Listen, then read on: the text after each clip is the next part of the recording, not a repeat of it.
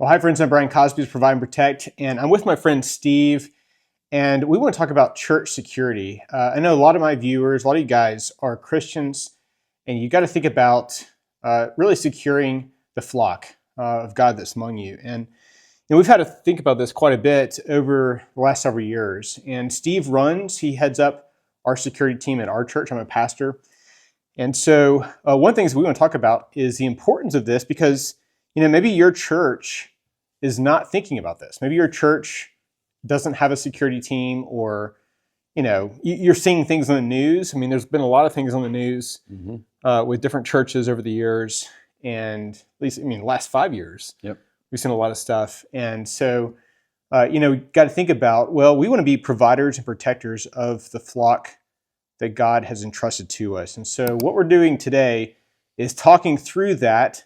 Not only the reasons why, but really the practical things of like how to implement that in your church. All right, so one of the things that we want to do is being providers, protectors of our church, our families, and others as well, is that we want to really take that biblical call in our families for ourselves and others. And part of that idea is to love others. And the summary of the commandments is to love God and love others. And, in the Westminster Confession of Faith, and I know not all of you are Reformed Christians, that's okay, but it talks about in, the commandments, the idea of providing and protecting others that are innocent. And one of the ways that we can do that best in our lives is in the church. And so Steve, like I said, he heads up our team at Wayside. And so we're trying to do this as good shepherds of the flock. There's been, I remember there was in Michigan or Minnesota recently. We've seen this here in Tennessee, in Nashville. We've seen this in Texas. We've seen it all over. Yep. And Steve is former military, right? Yep. So Army, yep. Retired Army. Yep. But we've been seeing these happen, and I would say especially with like conservative Bible-believing churches. If you're a liberal church and you're not preaching anything, well then, nobody's offended. No one's offended. But if you're preaching truth and you're preaching the Bible, well then people are going to get offended.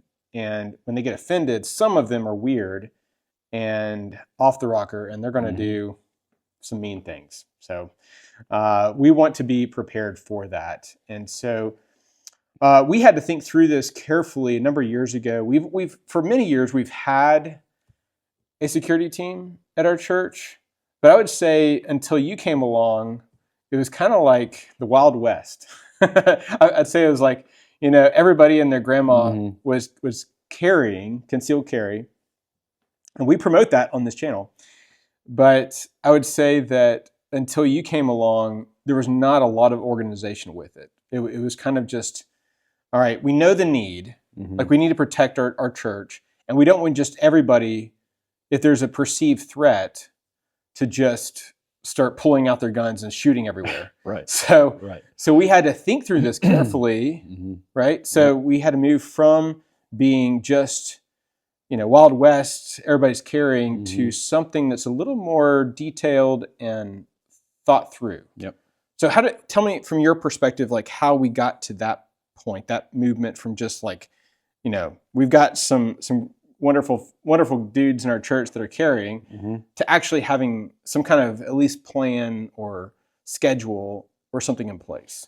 Well, when I got asked to be on the team, it was just that. It was a team and there was a schedule. Yeah. And the longer, I carried anyways, but once being on the team, then I was asked to do the scheduling, and then I was asked to to lead the team.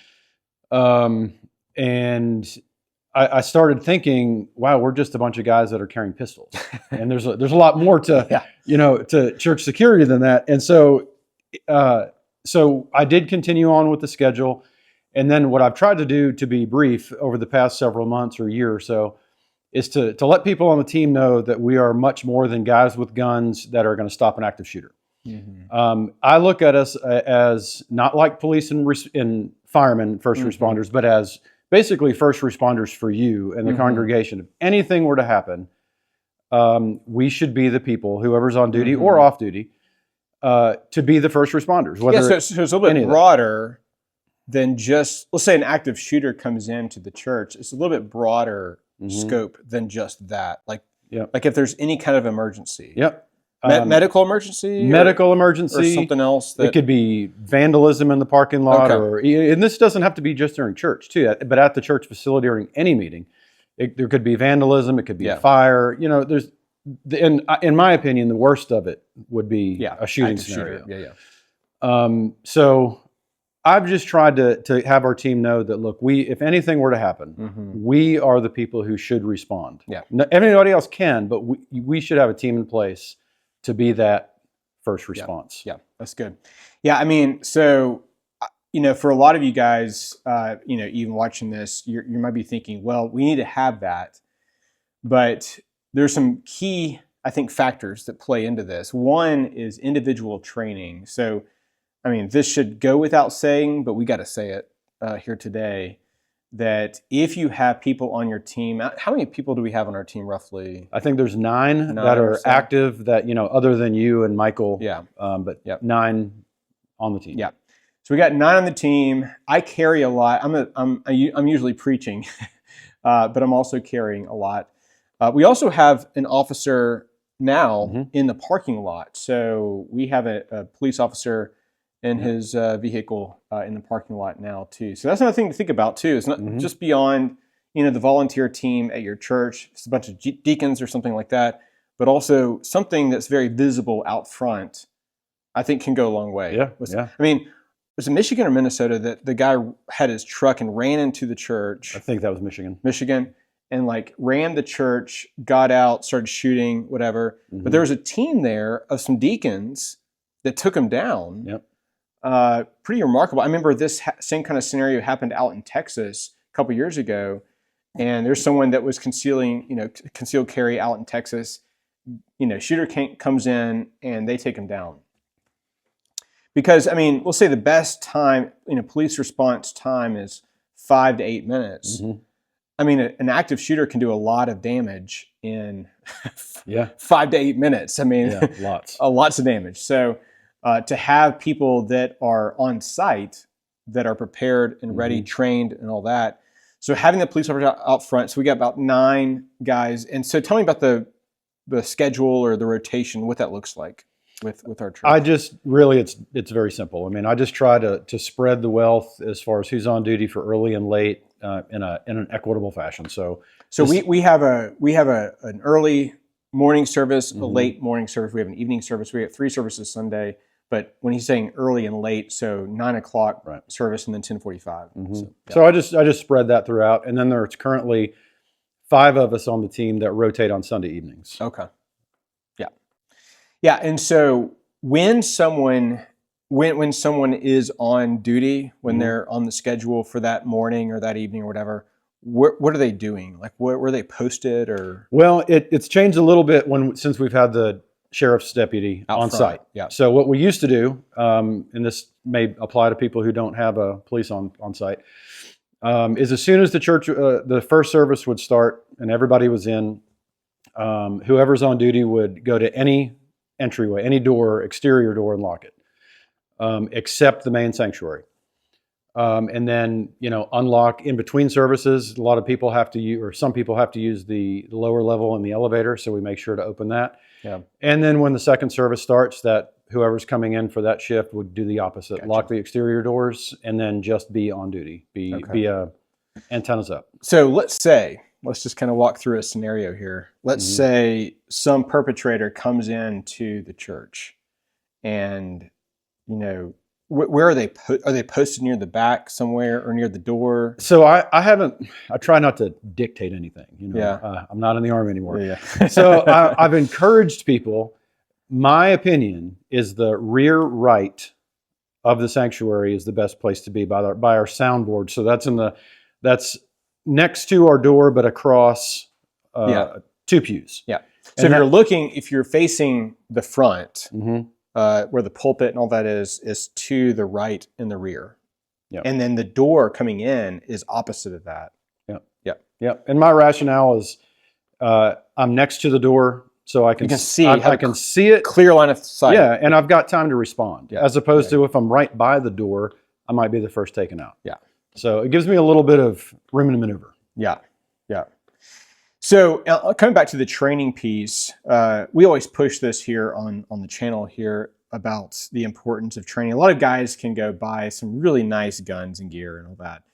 But if you don't have any training, if you don't invest in ammo and stuff like that, then it's kind of pointless, because we want people that, are there and present and ready to respond, but also are trained. You don't want to hit innocent church members or bystanders around. You want people that can actually get shots on target effectively. And so I would say, if you're thinking about this and you want to get a group of guys together that can defend your church or something, well, you need to have those guys going out to the range and training, making sure that they are familiar and comfortable with their firearm. They can access it quickly. They know they've been practicing that piece, whether it's appendix, something else, however they're carrying it. But they need to be able to access it quickly, have it loaded, and get shots on target effectively. So that's a big piece of this, is that training. And I don't think there's any shortcuts to excellence. I mean, to be able to get to, so he flew helicopters in the Army. And there's no shortcuts to excellence in flying helicopters. You got to just do the work and the training with that. Yeah. I think the same thing would apply to firearms. Yeah, very much. So I hope, guys, that you have a realistic idea of why this is needed. If you want to protect your flock, and we are in difficult, troubled times. People don't like Jesus. They don't like people that follow Jesus. And so this is something that is a basic thing, but I think is needed and for your church. So if you've not thought about this, then please, leave a comment below your thoughts on maybe trying to start something like this, or maybe getting advice from others. And we'll try to start some discussion down below on this. I'd say maybe one other thing, though, with this is not a fear mongering thing. We're not trying to say, out of fear we're trying to do this because we want to be good protectors. So that's the biggest, I think that's the biggest thing here. We're not saying that, we're so scared of someone. No, it's because we have people that are trained and armed and all of that. We're not scared. There's a story. I'm nervous about sharing this with you guys. There's a story of a woman, elderly woman, that got caught speeding. This is in South Alabama. We're in Tennessee right now, but South Alabama, woman got caught speeding, and a police officer approached her door and got her license, registration, all that, insurance, all that kind of stuff. And then she proceeded to tell him, because she had a carry permit, just went ahead and offered the information that I'm carrying right now. And so the police officer said, well, ma'am, do you have any other firearms in the vehicle? And she says, I do. I've got some, quite a bit all around my vehicle. So he said, well, may I inspect the vehicle? May I search the vehicle? Is that permission? She said, that's fine. So she steps out. He searches the vehicle, and there are firearms in the glove compartment, in the center console, under the seat. He opens up the trunk, and there's just loads of firearms. There's firearms everywhere. So he comes back to the elderly woman and says, well, man, why all these firearms? What are you afraid of? And she says, not a thing. That's good. Not a thing. It's not out of fear that we are doing this. There's something about being prepared, and that's what we want to do at our church as well. So I think some practical takeaways from this. Number one, you need to realize the importance of it for being good protectors of your flock. I think second, what you've talked about, getting on a schedule, because that's important, right? You don't want just everybody showing up every Sunday or not knowing, right? Well, and I'm a schedule guy. Yeah, I need to know if I'm in charge of the team, I have to know who's on duty. Yeah, And then if somebody doesn't show, I have to know that too. So somebody is on higher alert, if you will. So I think it's important. Yeah. Yeah. So, I mean, you don't want just everybody showing up. I mean, you want to know that someone is on, you might say, on duty every week. Yeah.